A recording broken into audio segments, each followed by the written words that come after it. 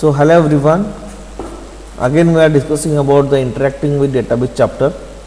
So today we will see some simple program how or what are the steps for creating any dealing with the database program.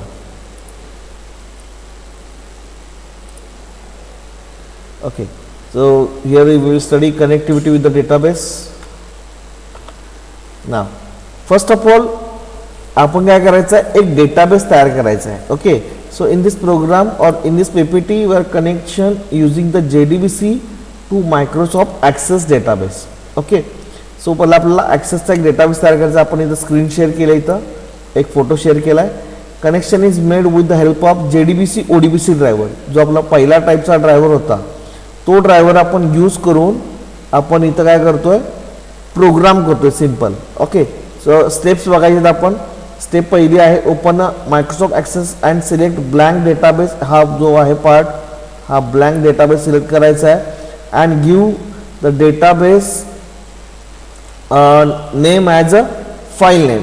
जो इथं आपला जो आहे तो आपण properly घ्यायचा आहे. ओके, त्यानंतर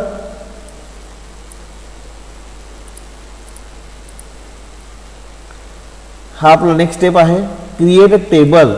okay, create a table and insert data into the table.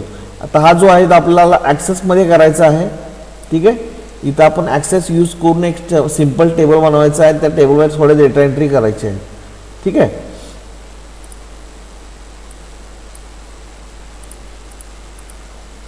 save the table with the desired name. In this article we save the following records with the for name students. Okay, इथं आपण data save करतो स्टुडंटच्या नावाचा. त्यानंतर next आहे, आता आपल्याला now we are creating DSN. Okay, of your database. Okay, so first of all open your control panel and then select administrative tools. Okay, इथं आपण काय करायचं आहे, पहिला कंट्रोल पॅनल ओपन करायचा. त्यानंतर ॲडमिनिस्ट्रेटिव्ह टूल्समध्ये जायचं आहे. तिथून आपण ODBC वरती जे क्लिक करणार ते आपल्याला ही स्क्रीन अवेलेबल येते इथं. ठीक आहे, ODBC क्लिक केल्यानंतर ही स्क्रीन येते. त्यानंतर आपलं पुढची स्टेप असेल ती म्हणजे याच्यामध्ये नाव click on add button. Add button click केल्यानंतर आपल्याला एक ऑप्शन दिसतो इथं. त्यामध्ये आपल्याला मायक्रोसॉफ्ट ॲक्सेस ड्रायव्हर, कारण आपण ॲक्सेस डेटाबेस ॲक्सेस करतोय. ठीक आहे, Microsoft access driver MDB ACCDB हा ऑप्शन घ्यायचा आहे.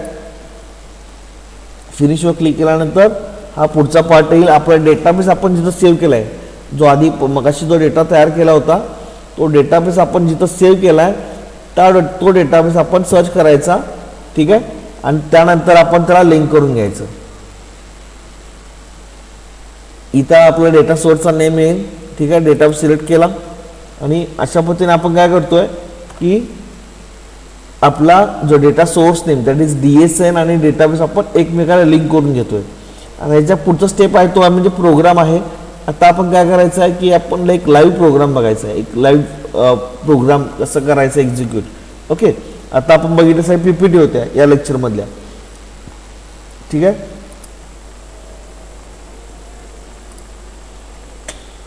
आता आपण एक व्हिडिओ रेकॉर्ड केलेला आहे या प्रोग्रामसाठी. ठीक आहे, हा प्रोग्राम आता वन बाय वन बघायचा आहे. सुरुवातीला आपण काय केलं होतं की ॲक्सेसमधून एक डेटाबेस तयार करून घेतला होता. आता इथं एक समोर आपण ॲक्सेस टेबल लाईव्ह करतोय आपण.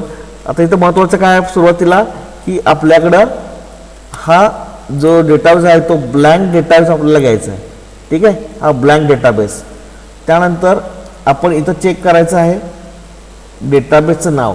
आता आपण काय करतोय की बऱ्याचशा गोष्टी याच्यामध्ये कन्फ्युजिंग असतात, म्हणून आपण काय करणार आहोत की ज्या डेटाबेस असेल तर DB अंडरस्कोर तुम्हाला काही नाव द्यायचे ते देऊ शकताय. आता आपण स्टुडंटची काम करतोय म्हणून आपण स्टुडंट डेटाबेसवरती काम करणार आहे म्हणून आपण DB अंडरस्कोर स्टूड असं नाव देतोय. DSN साठी DSN अंडरस्कोर स्टूड असेल, टेबलसाठी टॅब अंडरस्कोर स्टूड असेल. ठीक आहे, अशा पद्धतीनं DSN साठी DSN अंडरस्कोर काय असेल ते नाव, डेटाबेससाठी DB अंडरस्कोर तुम्हाला जे पाहिजे हवं असेल ते नाव.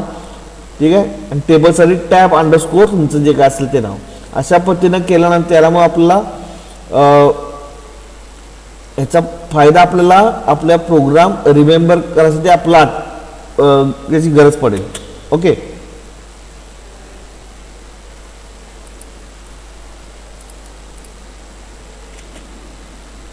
सो ते डेटाबेस चेक केला.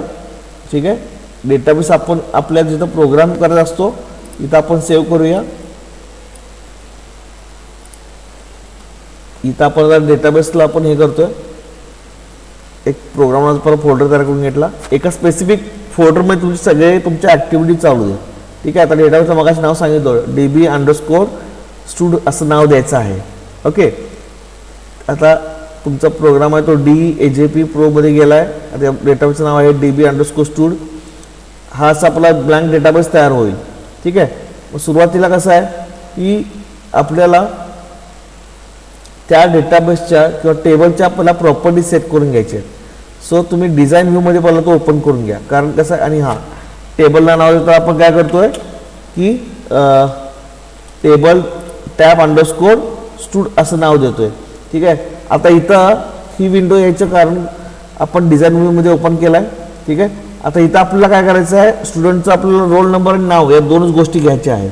ओके, मग आता इथं ID जो आहे तो एक प्रायमरी की आहे. प्रायमरी की सिम्बॉल तुम्हाला दिसत असेल इथं, हा आपल्या प्रायमरी कीचा सिम्बॉल आहे.